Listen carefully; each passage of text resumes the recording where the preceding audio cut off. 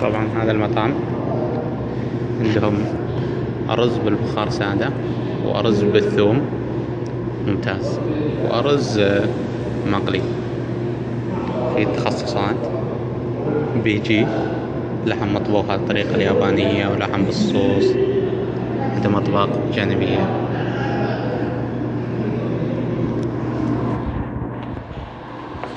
طبعا المطعم بحي الملقا.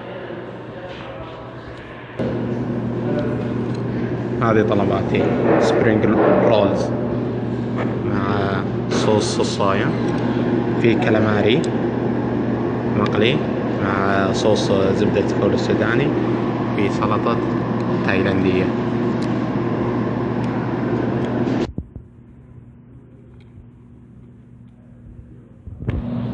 جرب سبرينج رولز ونقول بسم الله.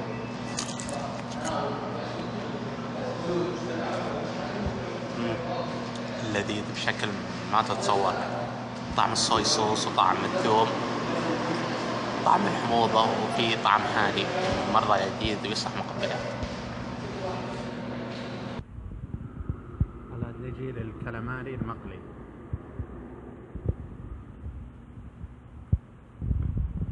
بسم الله.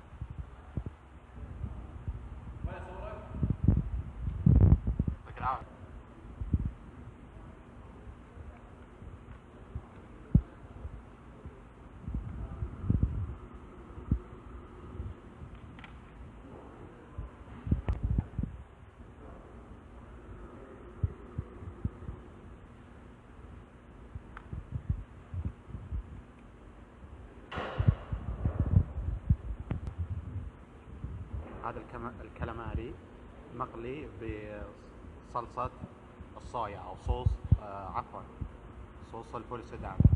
نقول بسم الله.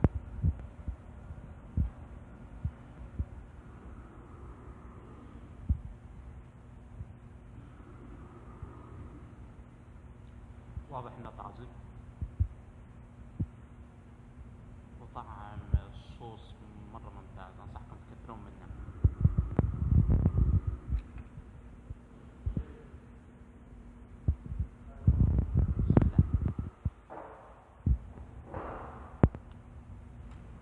أهم شيء الصوص، ولا بدون صوص شوي ما له طعم.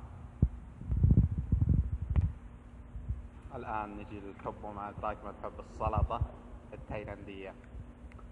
طبعا هي مكونة من خس أمريكي، جزر، بصل، فلفل أخضر بارد، بصل أخضر، دجاج، خبز مقلي، صوص زبدة فول سوداني اللي يستخدمونها الإندونيسيين في سلطة القوة قوة. نقول بسم الله.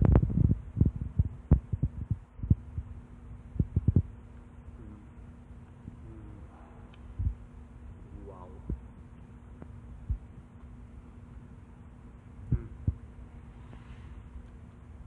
أنا ما أجي المطعم هذا إلا عشان دي السلطة. شكل معكم صريح، لذيذة مرة. أنا تجيني أيام ما أجي وأطلب إلا هي. وتحية خاصة لأهل جدة خصوصا صالح.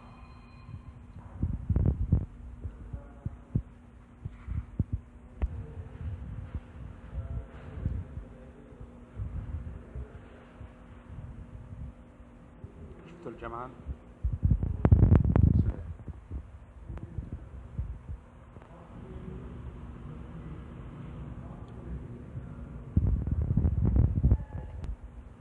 طبعا طلبت ثوم مقلي فظيعة.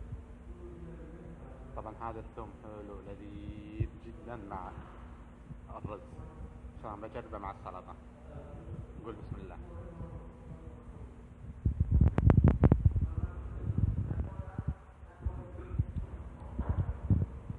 واو، صراحة هي وجبة بالحالها، فيها دجاج، فيها خس، فيها كل شيء.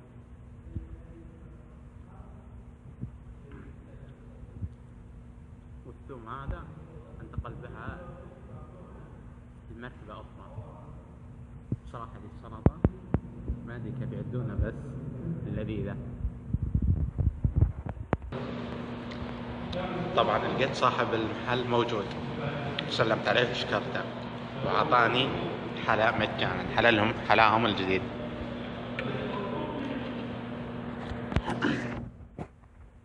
عبارة عن سبرينج رول جواتها نوتيلا. هذا الصوص خلنا نجربه.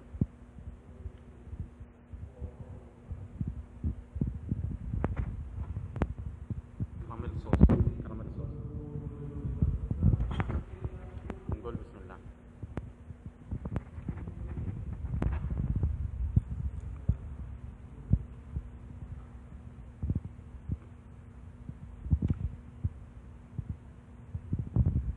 هلا والله، فكرة